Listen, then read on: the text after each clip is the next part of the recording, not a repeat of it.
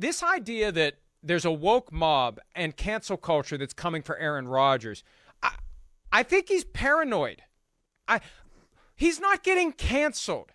Who's canceling Aaron Rodgers? I don't know. Who is it? Do we have more on Aaron Rodgers whining about woke mob cancel culture? Let's hear it. I realize I'm in the crosshairs of the woke mob right now. So before my final nail gets put in my cancel culture casket, I think I'd like to set the record straight on so many of the blatant lies that are out there about myself right now. And I appreciate the opportunity to tell my side of the story on here. First of all, I didn't lie in the initial press conference. During that time, it was a very, witch hunt that was going on across the league, where everybody in the media was so concerned about who was vaccinated and who wasn't, and what that meant, and who was being selfish, and who would talk about it, and what it meant if they said it's a personal decision. They shouldn't have to disclose their own medical information and whatnot. And at the time, my plan was to say that I've been immunized. It wasn't some sort of ruse or lie. It was the truth. And I'll get into the whole immunization in a second. But had there been a follow-up to my statement that I've been immunized, I would have responded with this. I would have said, look, I'm not, some sort of anti-vax flat earther. I am somebody who's a critical thinker. You guys know me. I march to the beat of my own drum. I believe strongly in bodily autonomy and the ability to make choices for your body. In actuality, it was pretty easy in the beginning to eliminate two of them. And it didn't involve going into the questionable history of some of their criminal activities and fraud cases or any of that stuff. It was simply the fact that I have an allergy to an ingredient that's in the mRNA vaccines. Okay, there was a lot there and a lot to unpack. There was. And yeah, Myles, let me go ahead. I'll give you first crack at it because I've been saying a lot. What's your reaction to what we just heard?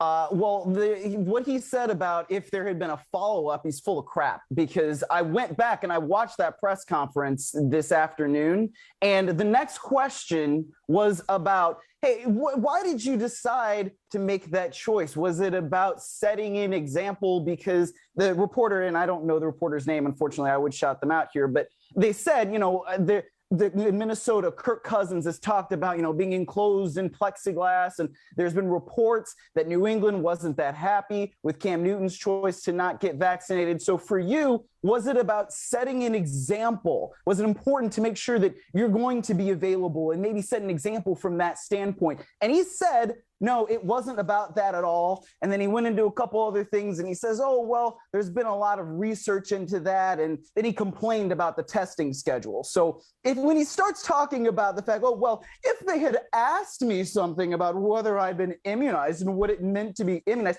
he's full of crap. All right. And that's just one thing of the many things that he said in that 46-minute diatribe of misinformation that basically went unchecked, which is frankly dangerous and wrong for so many different reasons. But that's just one thing that we can start off right there by saying, like, no, that's not true. And you know what? If you want to say that, oh, they should have given me a follow-up, like, that's ridiculous. And it's a lie. It is. And that's a great point to continue the press conference, something I hadn't done yet. So credit to you for doing that. I mean, for me, it was enough to hear him say, yeah, I've been immunized when he's asked, are you vaccinated? And then to say, to my teammates who aren't vaccinated, I'm not going to judge them. But to the extent that he put another nail in his own lying off his ass casket, good. And I'm glad that you said that. And it's something that merits further study. I'm going to go back and listen to the whole press conference myself, because this isn't about cancellation. This isn't about woke mob. That is a lazy term that is thrown around by people who don't want to be held accountable for their words or actions. Oh, woke mob's coming after me. Well, no, it's not a woke mob. It's people who are concerned about folks telling the truth. And he didn't tell the truth. He was asked a direct question. He played a stupid game. It reminded me, and Myles, this is way, way, way before your time. There was an episode of the Brady Bunch back in the early 70s where Greg Brady was quick to point out to his father, those weren't your exact words, and we need to use our exact words. And this is what happens, Myles, when someone thinks they're the smartest guy in the room, because I guarantee you there's always someone smarter than you. The worst thing you can do is think you're smarter than everyone and you've outfoxed them all and you've won this game of verbal chess and, hey, they didn't say the magic word. It's offensive that he would think that that was the truth, that what he said was the truth. And he said blatant lies are being told about him. What are the blatant lies? The only thing that we're saying is he's a liar. He's a liar. I'm not making any judgment about Aaron Rodgers other than the fact that he is a big, fat liar, that he lied about being vaccinated because he didn't want to be criticized, not because he didn't want to be canceled or he's afraid of the woke mob or he didn't want to wade into a controversial issue. He didn't want to be criticized. And he knew that he's more likely to be criticized if he creates the impression that he isn't vaccinated than if he creates the impression that he is. It's that simple.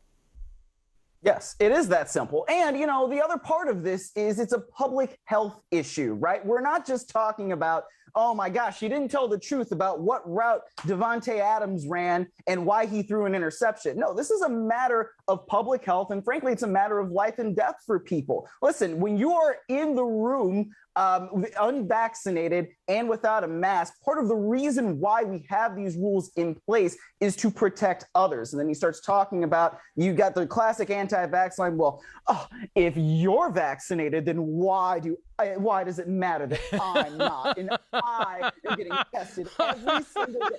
It's like, dude, part of the reason why the COVID existed last year. Well, I mean, my gosh. But like, if you think about what we were going through last year and why the rules were the way they were and why it is that unvaccinated players have to be on the COVID list for 5 days. And again, this was the rule all last year. It's because you may not test positive even though you're shedding virus. That is the entire point of it, right? So if you are vaccinated, and this is from the CDC, it's not Myles Simmons saying this. This is epidemiologists from around the world. The lead's top virologists are saying this, right?